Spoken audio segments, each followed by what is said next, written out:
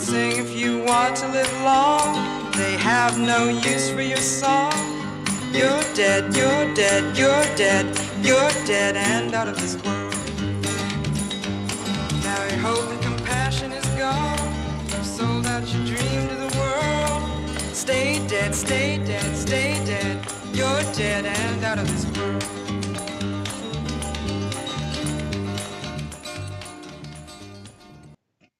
Hey guys, welcome back to another episode of What We Do Before the Shadows. I'm your host, Harviki Yen, and I am super excited for today's super guest. I don't want to even waste any more time. Let's give it up for the one, the only, Mark Hamill. Hello, Harvey. Hi, Hello, Mark. buddy. How are you? I'm good. Just As hanging well in as there. be expected. I know. Unusual circumstances. It's crazy, but tonight's the night. Tonight is the night that we get introduced to your character, and I'm super, super excited. And everyone is just over the moon. Like, how did you even how did you find the show? Actually, that's the first question I have for you. A couple of Father's Days ago, 2 or 3 years ago, we had a family movie night, and my 3 kids came over. And I voted for Life with Father with William Powell, based on a Broadway play. I loved that movie as a kid because I was one of 7 children. It was about a big family with an authoritarian father, turn of the century. And of course, all the kids rolled their eyes, that's so cornball. And I said, well, what do you want to watch? And my son Nathan said, have you ever heard of What We Do in the Shadows? And I said, no, what is it? And here's what got me. I mean, talk about a succinct description. He goes, it's a reality show about vampires. I thought, that's an oxymoron. I mean, yeah. I said, well, I mean, that's an original idea for sure. Let's put it on. And I'm telling you, I just wasn't prepared for how clever and entertaining it was, because it had sort of the grandeur and the vibe of a real horror film with these magnificent, noble, stately vampires, but mixed with the mundane. They thought it through, things that you never thought of, like they're getting ready to go out, but since they can't see themselves in the mirror, they're doing sketches to show what they look like. I mean, who thinks like this? And I'd never seen any of these actors before, Taika or Jermaine, any of them. And I mean, it was so enjoyable. We had to stop it a couple of times because I couldn't believe what I was seeing. And I tell you, when they said they were going to do a television series, I read that, the 3 main actors weren't involved except behind the scenes. Jermaine and Taika. So I sort of lowered my expectations. I said, well, it can't be as good as the movie, but I'll certainly give it a try. And then I saw the pilot and I thought, holy moly, not only is it just as wonderful, but there's new dimensions to it.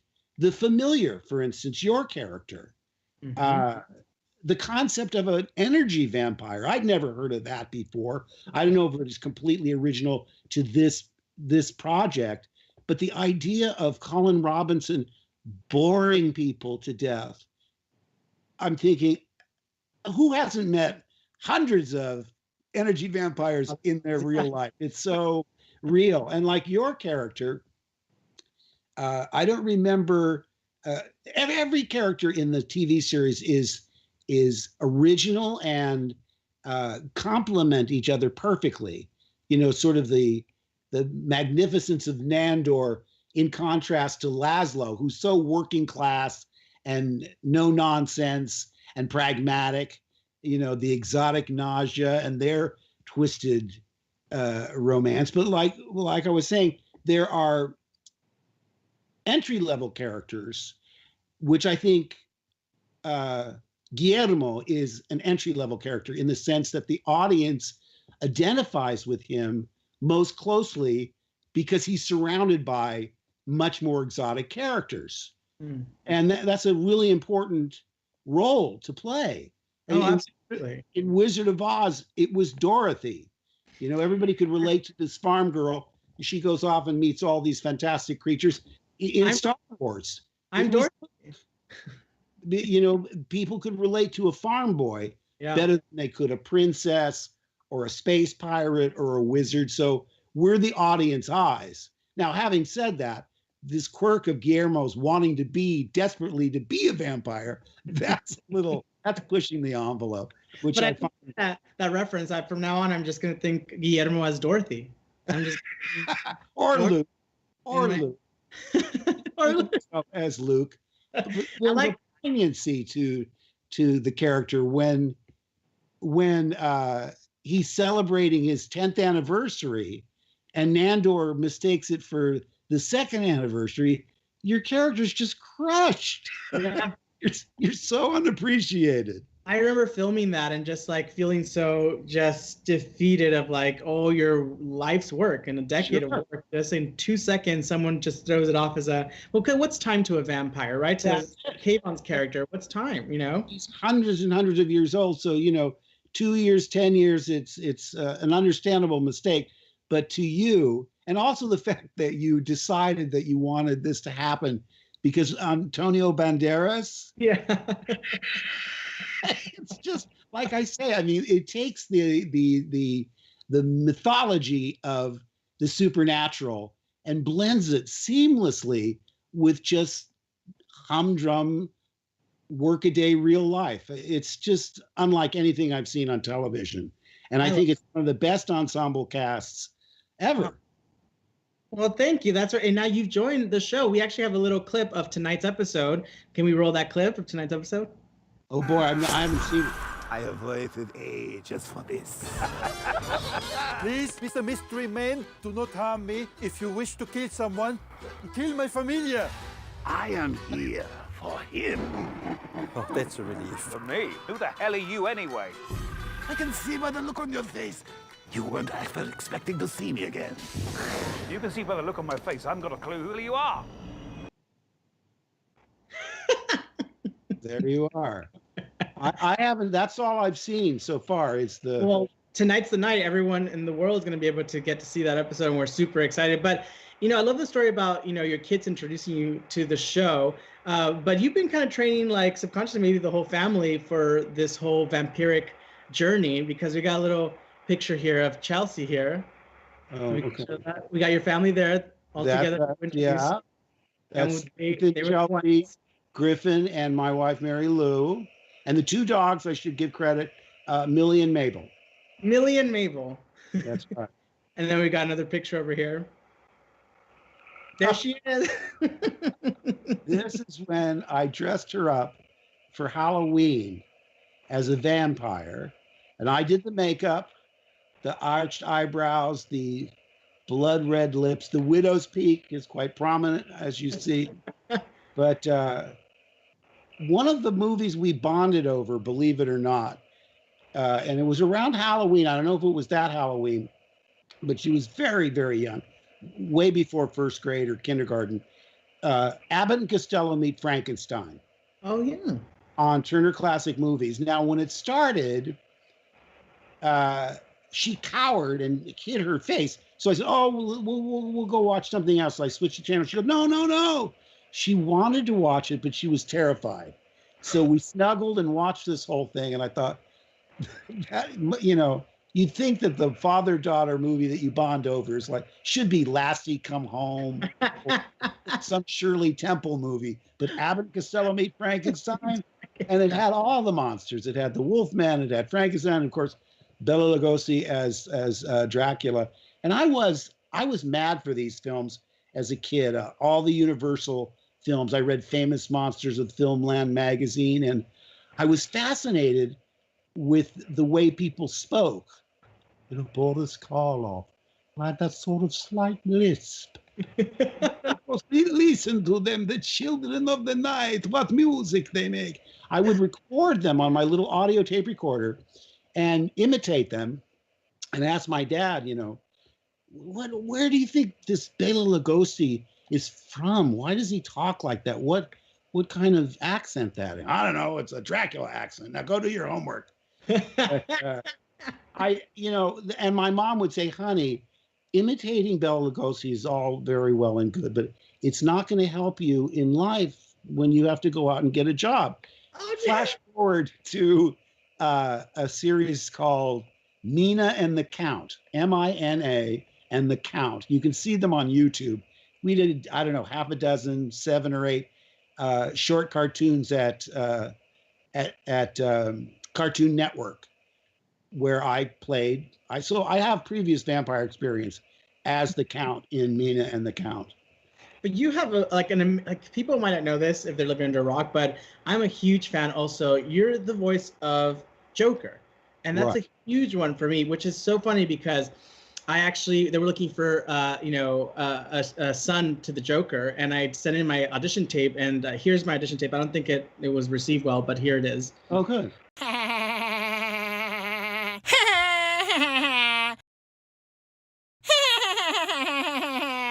I don't know why. Why do you think they didn't take it? I think that's a very novel approach.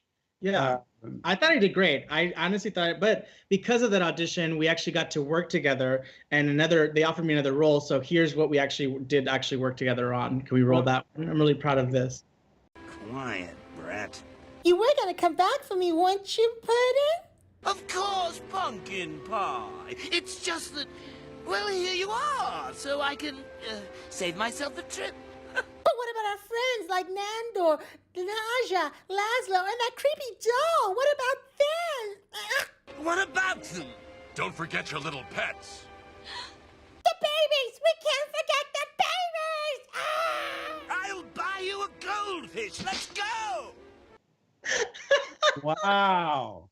Nice job. Well, we got to work finally on that. That was never released. I was they gave the Harley Quinn role to someone else, but we got to work shortly on that, and I was really proud of that. They said I shouldn't have said those lines with the characters from What We Do in the Shadows because those two worlds were different. But anyways, I'm glad that I went out for it. I don't know. What do you think? I should have done Harley Quinn, right? Awesome. I mean, I never expected the Joker to go as long as it did. We did I did it for about 5 years, and then it went away and they did various incarnations, and other actors played Joker. Kevin Michael Richardson played him. Jeff Bennett played him. And I know all these people. Once you get into voiceover, you pretty much meet the entire voiceover community. And all of their Jokers were great. I mean, I've never heard one where I said, oh, that's terrible. They always bring out things that I didn't see when I did my version. But I thought it was over for good. And then they brought me back for the video games, the Arkham Asylum video games. And since they were aimed at an older audience, they were a lot harsher and grittier than, I mean, obviously, when we were doing it originally, it's a cartoon for children. People would write me letters. Why don't you kill more people? I said, we can't do that. It's a children's cartoon. So Joker was like all bark and no bite. But in the video games, oh boy, the violence and like I say, I'd read these scripts and say, can we say this? Can we do this? But it's like for 16 and older. And now they've got a version on where they're all swearing. They're dropping F-bombs. They're, everything, every swear word you've ever heard, which I think is kind of a shame. I'm not a prude, but I thought if I were a kid, I'd really want to watch these cartoons. And I know my parents wouldn't let me if there was all that swearing going on. Maybe times have changed, though. But you get to play such cool villains, like another villain that you actually got to play. No one even maybe knows this from the audience, but I'm sure they do. But I love this character. Can we show this clip? That's great. What's your name? Andy, sup? Hi, Andy Sup. Sorry. What's my name? Han Solo. Did you say Chucky? What? No, not even close. Chucky. I like that. Chucky. I'm Chucky. What do you want to do, Andy Sup? Now, when they asked me to be Chucky, I didn't understand. I said, well, Brad Dourif is Chucky, and he's perfect. Why change it? They said, well, just read the script because it's different from the original. And what sold me on it was rather than his origin being a serial killer transferring his soul through voodoo into this doll, it was about a smart doll, an artificial intelligence, where somebody went in and maliciously removed the safety elements that were programmed into the doll so that he could do anything. And I thought, well, that really changes everything, because I don't like the idea of, taking a job from a fellow actor, but it was a complete reboot. And this, they had finished the film before I did my work. And when I was reading the script, I said, they better find a kid that, because it's, again, the entry level character in this case is the boy. And I said, if this kid isn't believable, the whole movie falls apart. Well, I just couldn't believe it. His name is Gabriel Bateman. I think he's like 12 or 13. Doesn't make a false move. He's so believable. And Aubrey Plaza, we all know from Parks and Recreation, but I'd never seen this young man before, and I thought he was just terrific. But I did all my work. I didn't even meet the cast until I had completely finished my part. But how about that, Chucky? I love all these characters. You have such a great resume. You're so iconic in the roles that you do, and I mean the audience loves it. I love it. I'm a fan. Everyone's a fan. Well, here on the show, we like to play a little game as well, and it's called "Are You as Smart as a Familiar?" Uh-oh. So I know we ask you 5 questions, and you move your way up from being as smart as a werewolf, then a Topher, then so on, all the way to a Guillermo. So in this game, you get 2 lifelines, which you can ask for a 50-50. We'll remove 2 of the wrong answers out of the 4 options.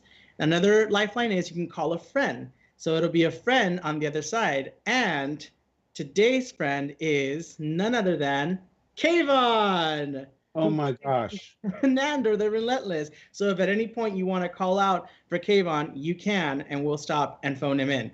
So the idea is to try and answer without taking any of the 50-50s or anything else. I mean, they're there if you need them. So if you do need them, by all means, they're yours to use. So use them if you want to. Okay. But even if I know the answer, we've got to call Kayvon. You got to call Kayvon. Like, we have to call Kayvon. Just as a fan. Just call him. All right, let's see how it goes. So the first question. Here we go. Star Wars Episode 4, A New Hope, was released in 1977. Which of the following hit songs is not part of the 1970s music era? A, Queen, Bohemian Rhapsody. B, Led Zeppelin, Stairway to Heaven. C, Guns N' Roses, Sweet Child of Mine. Or D, ABBA, Dancing Queen.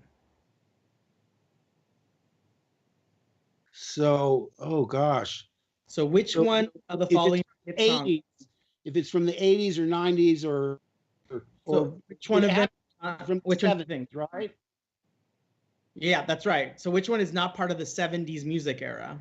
One of these is not part of the 70s. So it might have, even though the band might have existed in the 70s, the hit might have not been. I'm going to say C, Guns N' Roses, Sweet Child O' Mine. Correct. Oh, it is. All right. Well, I left out on that one. There you go. I'm sort of stuck in the 60s. I like Beatles, Kinks, Stones, and I sort of, I'm dating myself, but okay. All right, here we go. Next question.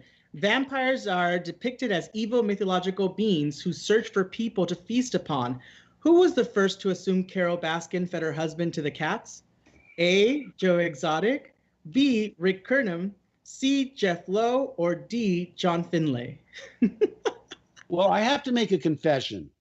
My wife and I were reading about this and saying, well, let's watch this because everybody's talking about it.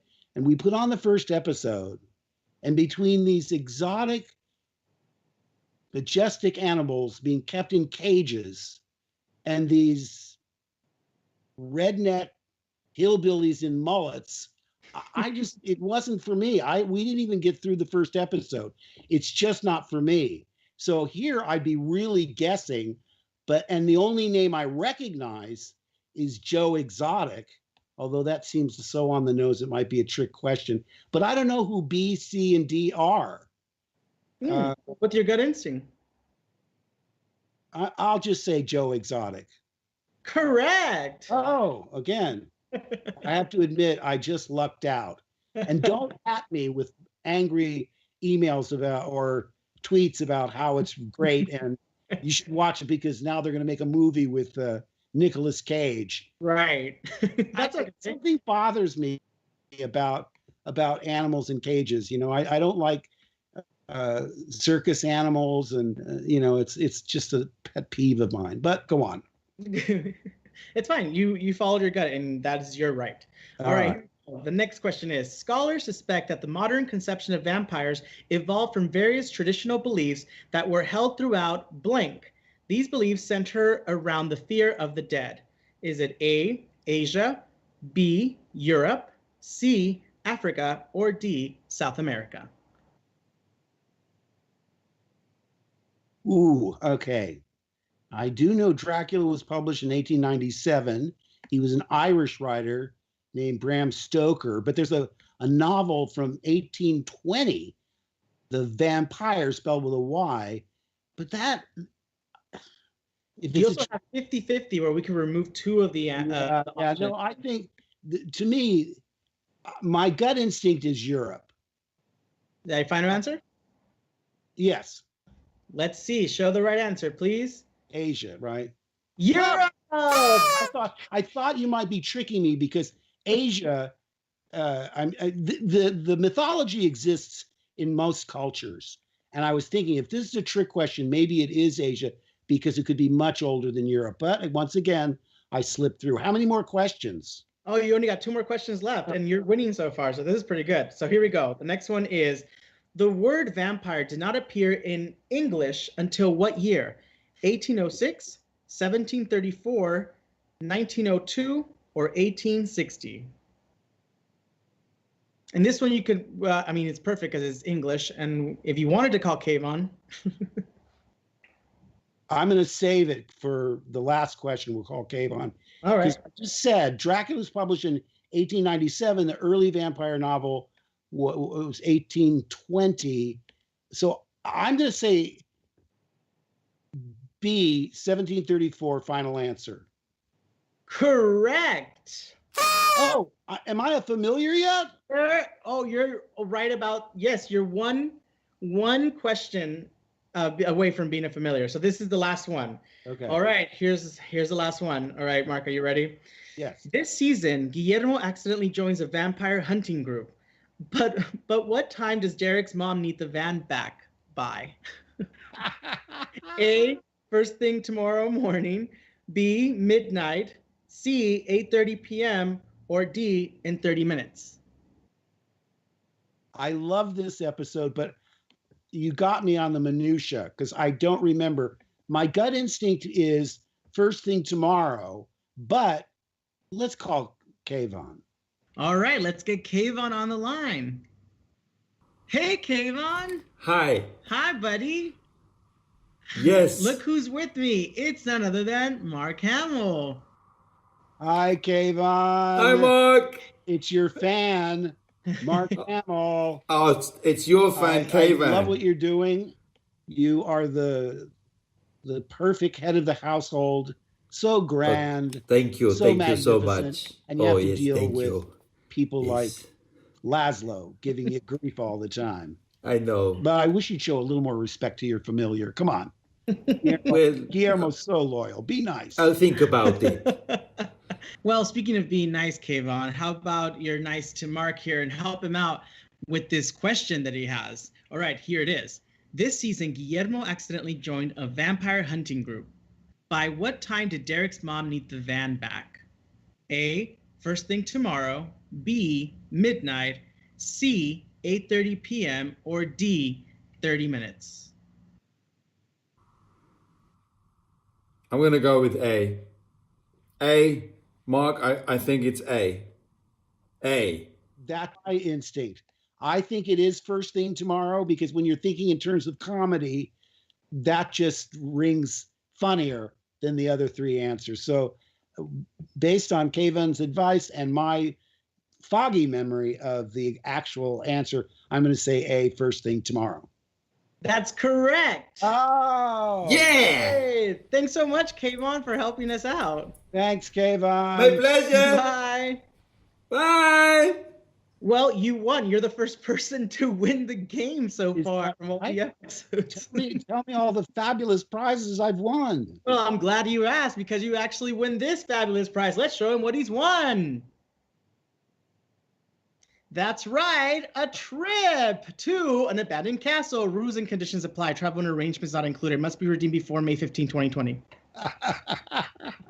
Oh my gosh. And it's perfect for you guys because we're in quarantine, so you don't have to pay off. It's win-win. Got it right in the nose there.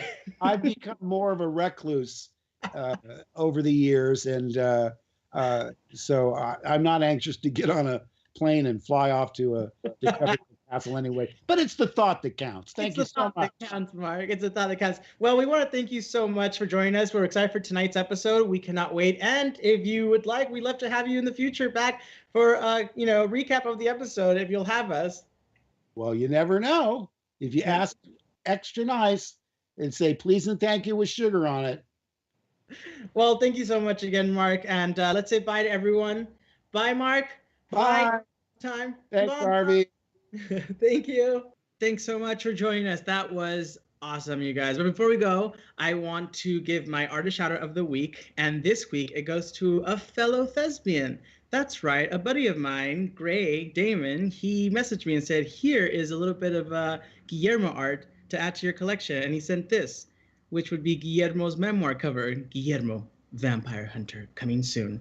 So thanks so much to Gray for sending that. We love when artists support artists here. So if you have any art you want to share with us, use the hashtag Before the Shadows, and who knows, it might end up on the show. So thanks so much again for watching, and remember, you guys, take care of yourself. And if you don't do it for yourself, then do it for someone you love. All right, till next time. Bye.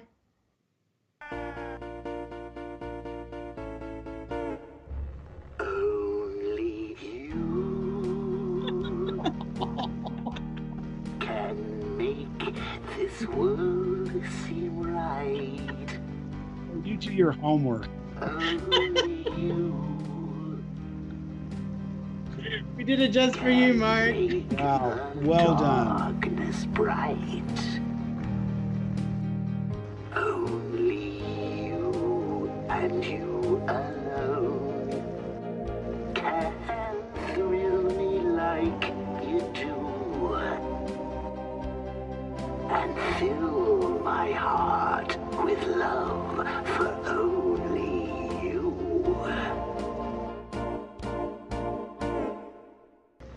Only you can make this change in me. For it's true, you are my destiny.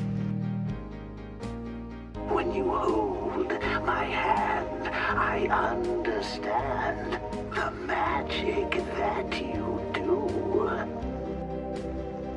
You're my dream come true, my one and only you.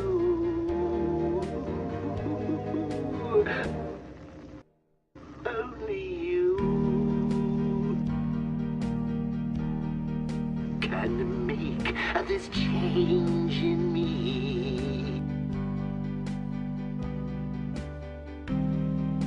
For it's true, you are my destiny. When you hold my hand, I understand the magic that you do. You're my dream come true, my one